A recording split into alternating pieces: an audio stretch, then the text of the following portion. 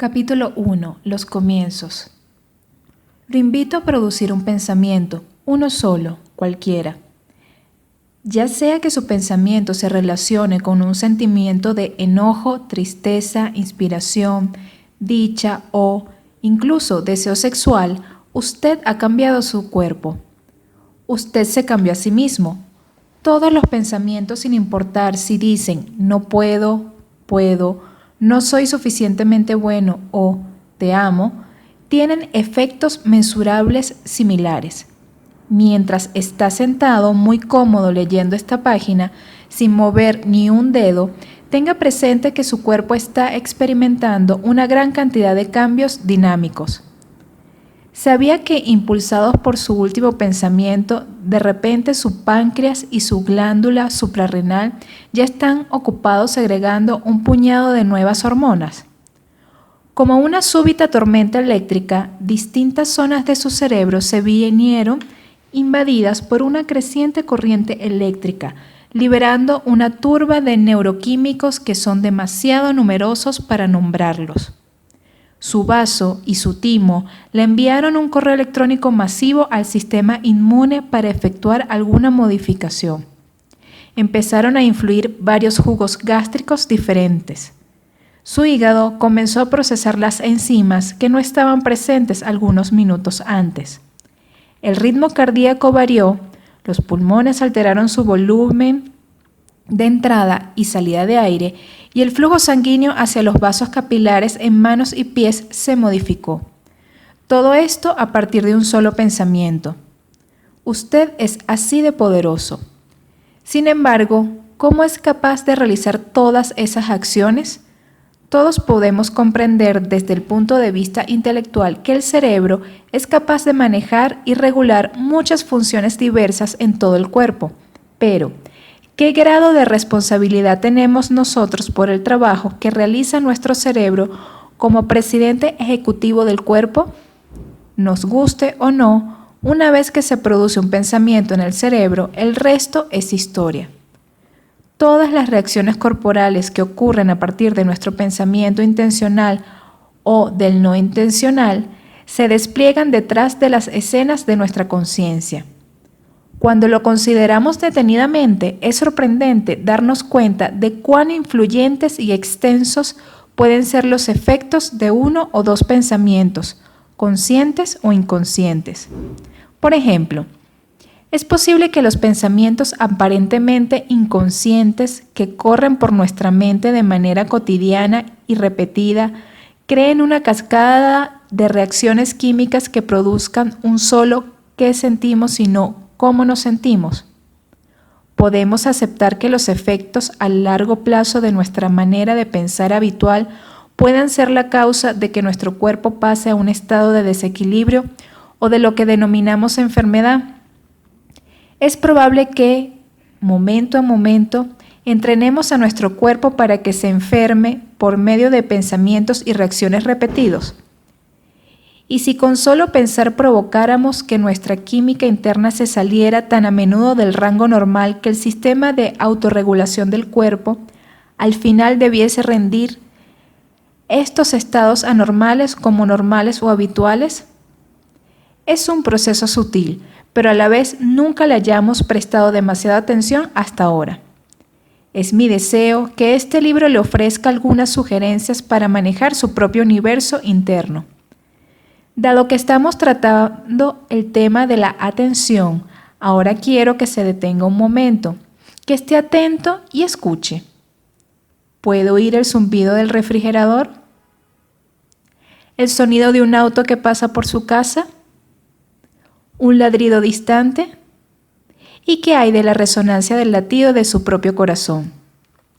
Con solo cambiar la dirección de su atención en estos momentos, provocó una oleada de energía y un flujo de voltaje de electricidad en millones de células cerebrales muy dentro de su cabeza. Al decidir modificar su atención, cambió su cerebro. No solo cambió la manera en que trabajaba su cerebro hace unos instantes, sino que cambió cómo funcionará en el próximo instante y, posiblemente, por el resto de su vida. Mientras volvía su atención a las palabras de esta página, usted alteró el flujo sanguíneo en diversas partes de su cuerpo. También desencadenó una cascada de impulsos que trazaron nuevas rutas y modificaron corrientes eléctricas hacia distintas zonas cerebrales. A nivel microscópico, una multitud de células nerviosas se confabularon químicamente para tomarse de las manos y comunicarse, a fin de establecer entre sí relaciones más fuertes y duraderas. A causa del cambio de su atención, la brillante red tridimensional de intrincado tejido neurológico que es su cerebro dispara nuevas combinaciones y secuencias. Usted lo hizo aplicando su libre albedrío, variando el foco de su atención. Usted cambió su mente en un sentido bastante literal. Como seres humanos poseemos la capacidad natural de centrar nuestra conciencia en cualquier cosa. Como veremos, cómo y dónde ponemos nuestra atención, sobre qué la ponemos y por cuánto tiempo es lo que en definitiva nos define desde un punto de vista neurológico. Si nuestra conciencia tiene semejante capacidad de moverse, ¿por qué nos cuesta tanto mantener la atención en pensamientos que pueden sernos útiles? Ahora mismo, mientras sigue concentrándose y escuchando estas páginas, tal vez se haya olvidado del dolor de espalda, del desacuerdo que tuvo con su jefe esta mañana e incluso de si es hombre o mujer. Es donde ponemos nuestra atención y en qué ponemos nuestra atención lo que traza el curso mismo de nuestro estado de ser. Por ejemplo, en cualquier momento dado podemos pensar que en un recuerdo amargo de nuestro pasado que solo está tatuado en los pliegues íntimos de nuestra materia gris y, como si fuera un acto de magia, cobra vida. También tenemos la opción de prestarles atención a futuras ansiedades y preocupaciones que no existen hasta que nuestra mente las evoca, pero para nosotros son reales. Nuestra atención hace que todo cobre vida y vuelve real lo que antes pasó inadvertido o era irreal. Créase o no, según la neurociencia, depositar nuestra atención en un dolor del cuerpo hace que el dolor exista, porque los circuitos del cerebro que perciben el dolor se activan eléctricamente. Entonces, si colocamos toda nuestra atención en otra cosa, no en el dolor, los circuitos del cerebro que procesan el dolor y las sensaciones corporales pueden literalmente desactivarse. De repente, el dolor desaparece. Pero si nos detenemos a ver si el dolor se fue de veras, los circuitos cerebrales correspondientes se activan otra vez, haciéndonos sentir que volvió la molestia. Y si estos circuitos cerebrales se disparan de manera repetitiva, las conexiones entre ellos se fortalecen aún más. Así pues, al prestarle atención al dolor de todos los días, nos conectamos neurológicamente para desarrollar una conciencia más aguda en la percepción del dolor, porque los circuitos cerebrales relacionados se fortalecen más. Su propia atención personal tiene todo ese efecto en usted. Esta podría ser una explicación de cómo el dolor y hasta los recuerdos de nuestro pasado distante nos caracterizan. Lo que pensamos reiteradamente y eso en lo que enfocamos nuestra atención es aquello en lo que nos convertimos desde un punto de vista neurológico. Finalmente, la neurociencia entiende que podemos moldear y darle forma al marco neurológico del yo por medio de la atención repetida que le dedicamos a una cosa cualquiera. Todo lo que nos constituye el tú, el yo, nuestros pensamientos, sueños, recuerdos, esperanzas, sentimientos, secretas fantasías, temores, aptitudes, costumbres, dolores y alegrías, se encuentra grabado en el enrejado viviente de nuestras 100.000 millones de células cerebrales. Para cuando haya leído hasta aquí, usted habrá cambiado su cerebro de manera permanente. Si aprendió, aunque sea un mínimo de información, diminutas células cerebrales habrán hecho nuevas conexiones entre sí y se habrá alterado quién es usted. Las imágenes que estas palabras crearon en su mente dejaron huella en los vastos, infinitos campos del paisaje neurológico que es esa identidad denominada usted. Y esto sucede porque el usted, como ser sensitivo, está inmerso y existe en verdad en la red eléctrica interconectada de tejido celular del cerebro. El modo en que sus células nerviosas están específicamente acostumbradas o conectadas neurológicamente sobre la base de qué aprende, qué recuerda, qué experimenta, qué vislumbra para sí mismo, qué hace y qué piensa de sí mismo, es lo que lo define a usted como un individuo. Usted es una obra en construcción. La organización de las células cerebrales que constituyen quién es usted fluye constantemente.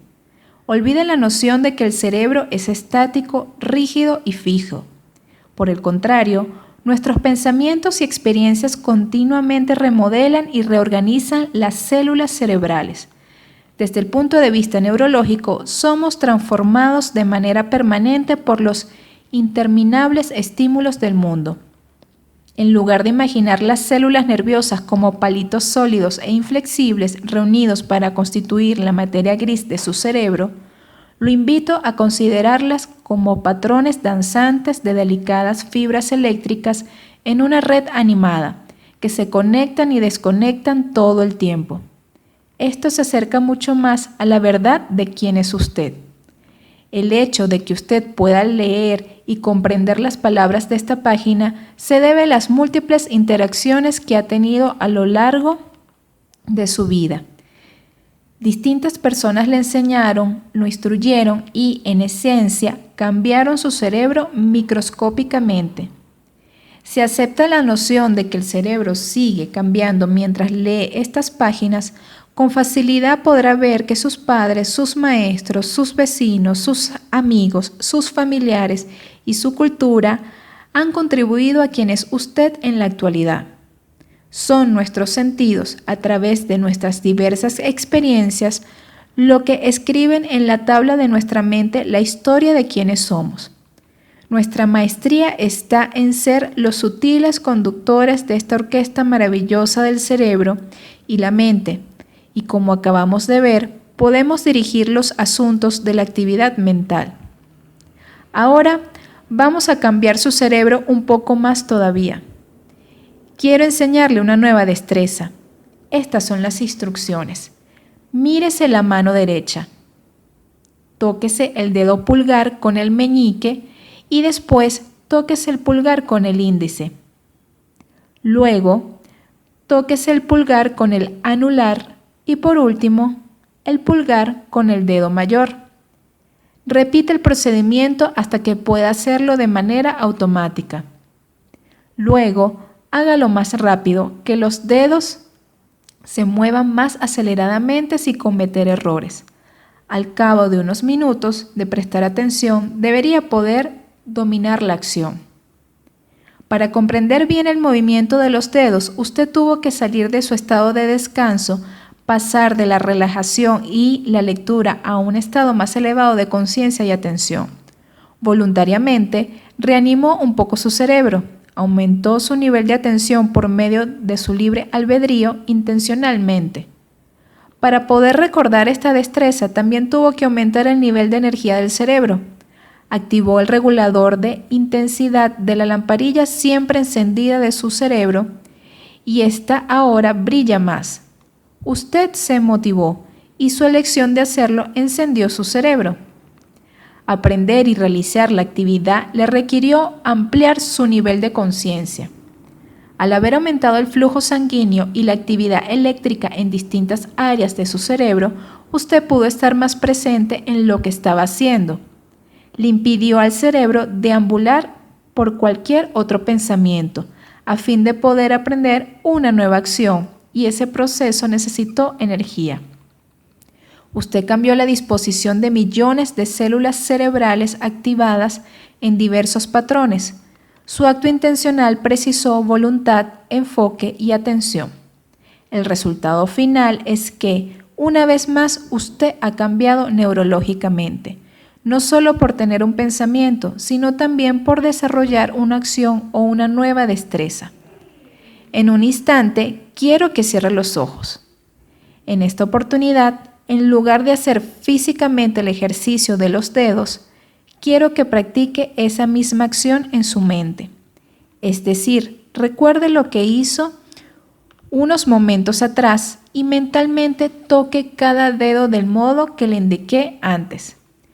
Pulgar con meñique, pulgar con índice, pulgar con anular y pulgar con dedo mayor.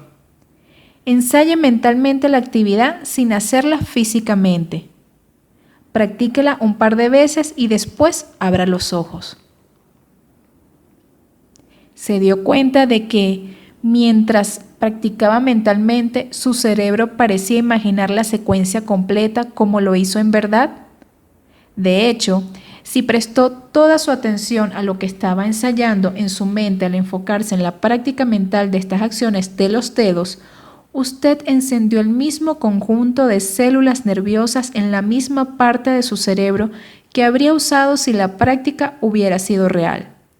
En otras palabras, su cerebro no se dio cuenta de la diferencia entre llevar a cabo la acción o recordar cómo hacerla. El acto del ensayo mental es una manera poderosa de generar y moldear nuevos circuitos en el cerebro. Recientes estudios en neurociencia demuestran que podemos cambiar nuestro cerebro con solo pensar. Entonces, pregúntese, ¿qué es lo que ensaya mentalmente, piensa y, por último, lleva a cabo destinándole la mayor parte de su tiempo? Sea que fabrique sus pensamientos y acciones de manera consciente o inconsciente, siempre está afirmando y reafirmando su yo neurológico como usted. Tenga en cuenta que, sin importar cuál sea el tema o la actividad a los que les presta atención mentalmente, eso es lo que usted es y aquello en lo que se convierte. Mi deseo es que este libro lo ayude a comprender por qué usted es como es, cómo llegó a ser así y qué necesita para cambiar quién es mediante sus pensamientos y acciones intencionales. A esta altura, tal vez se pregunte, ¿qué es lo que nos permite modificar de manera voluntaria el modo de funcionar del cerebro? ¿Dónde existe el usted y qué es lo que le permite encender y apagar distintos circuitos cerebrales que luego lo harán consciente e inconsciente? El usted del que le estoy hablando vive en una parte del cerebro denominada lóbulo frontal. Y sin el lóbulo frontal, usted ya no es más usted. En la evolución, el lóbulo frontal ha sido la última parte del cerebro en desarrollarse, justo detrás de la frente y encima de los ojos. Usted guarda la imagen de sí mismo en el lóbulo frontal y lo que guarda en este lugar especialmente determina su modo de interactuar en el mundo y percibir la realidad. El lóbulo frontal controla otras partes del cerebro más antiguas. El lóbulo frontal orienta su futuro, regula su conducta, sueña con nuevas posibilidades y lo guía a lo largo de la vida. Es el asiento de su conciencia. El lóbulo frontal es el obsequio de la evolución para usted. Esta región cerebral se adapta mejor al cambio y es el medio por el cual usted desarrolla sus pensamientos y acciones. Mi deseo es que este libro lo ayude a usar esta parte más nueva, más reciente de su anatomía cerebral, para darle nuevas formas a su cerebro y a su destino.